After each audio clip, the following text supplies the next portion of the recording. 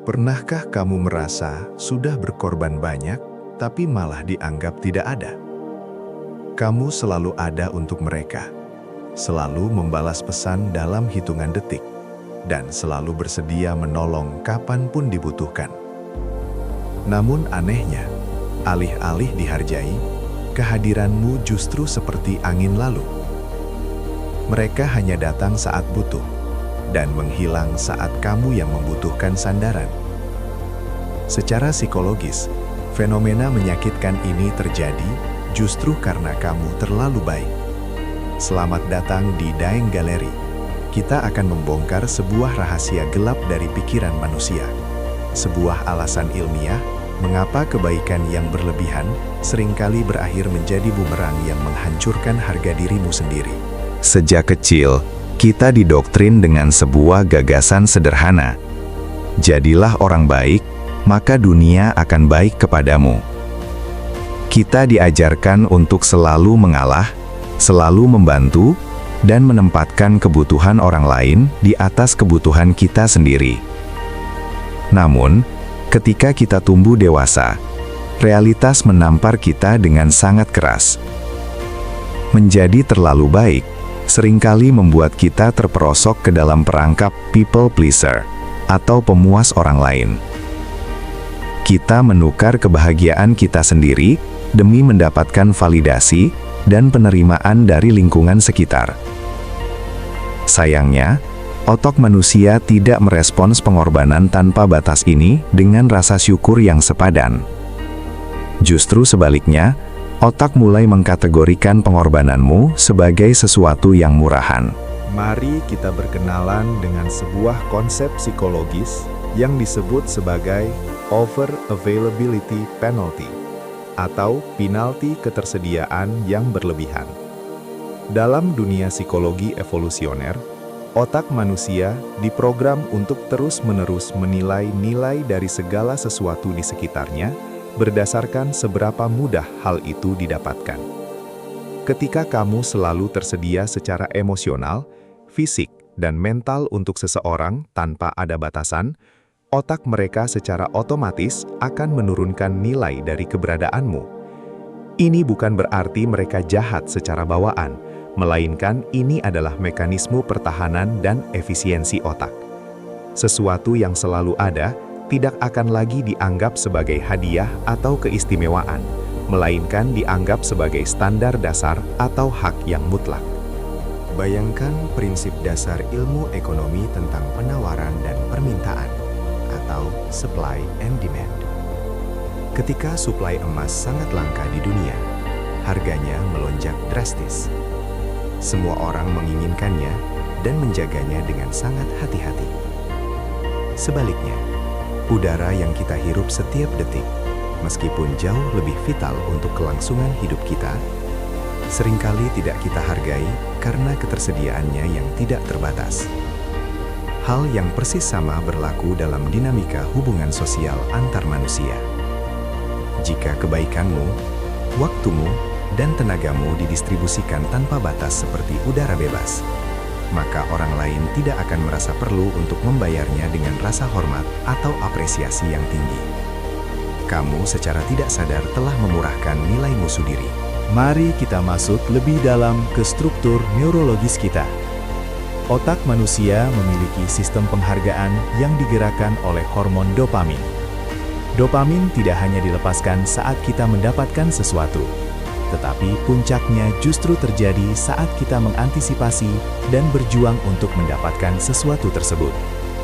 Ketika seseorang harus berusaha untuk mendapatkan perhatianmu atau bantuanmu, otak mereka melepaskan dopamin dalam jumlah besar yang membuat mereka menghargai momen bersamamu. Namun, jika kamu langsung memberikan segalanya secara instan, sistem dopamin mereka tidak tertantang. Tidak ada sensasi pencapaian. Akibatnya, bantuanmu dianggap membosankan secara neurologis, dan mereka akan mencari rangsangan dari orang lain yang lebih sulit ditaklukkan. Bahaya terbesar dari menjadi individu yang selalu ada, bukan hanya tentang bagaimana orang lain menilai dirimu, melainkan tentang bagaimana kamu perlahan-lahan kehilangan identitasmu sendiri.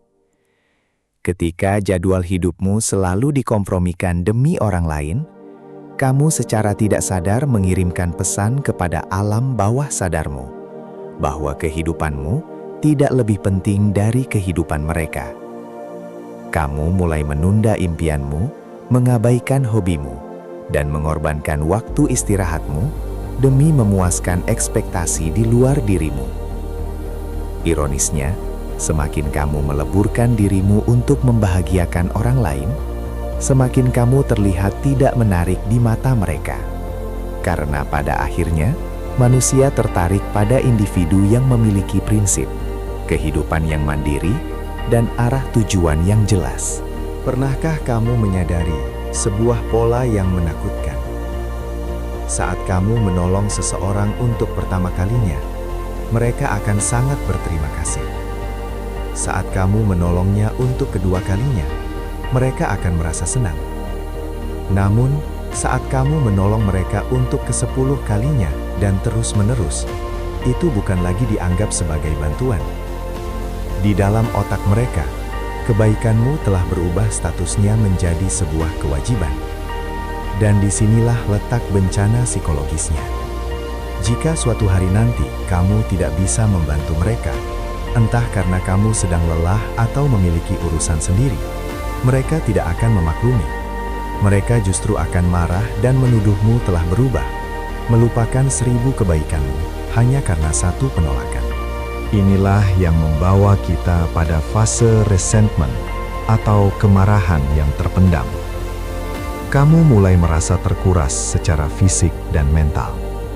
Kamu marah pada dunia yang seolah tidak adil. Marah pada teman-teman yang tidak tahu berterima kasih. Tetapi jauh di lubuk hatimu yang terdalam, kamu sebenarnya paling marah pada dirimu sendiri. Kamu membenci kenyataan bahwa kamu tidak memiliki keberanian untuk mengatakan tidak.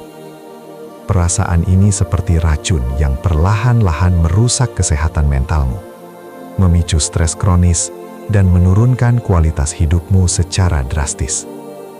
Siklus pengorbanan yang tidak sehat ini harus segera diputus sebelum menghancurkan kedamaian batinmu selamanya. Lalu, apa solusinya?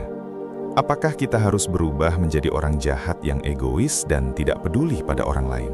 Tentu saja tidak. Jawabannya terletak pada satu konsep yang sangat kuat, kelangkaan emosional.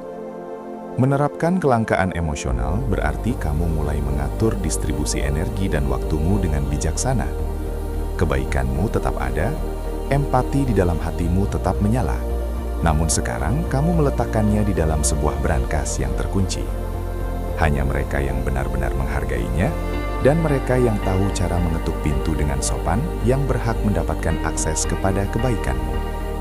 Kamu tidak lagi menjadi obrolan gratis yang bisa diambil siapa saja, kapan saja.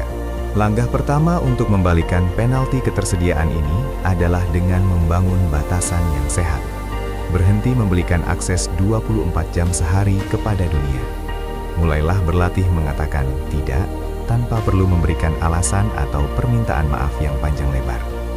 Sebuah kalimat sederhana seperti, "Maaf, aku sedang tidak bisa membantumu saat ini," sudah lebih dari cukup. Pada awalnya, ini akan terasa sangat tidak nyaman. Tubuhmu mungkin akan merespons dengan rasa bersalah, karena program lama di otakmu sedang berontak.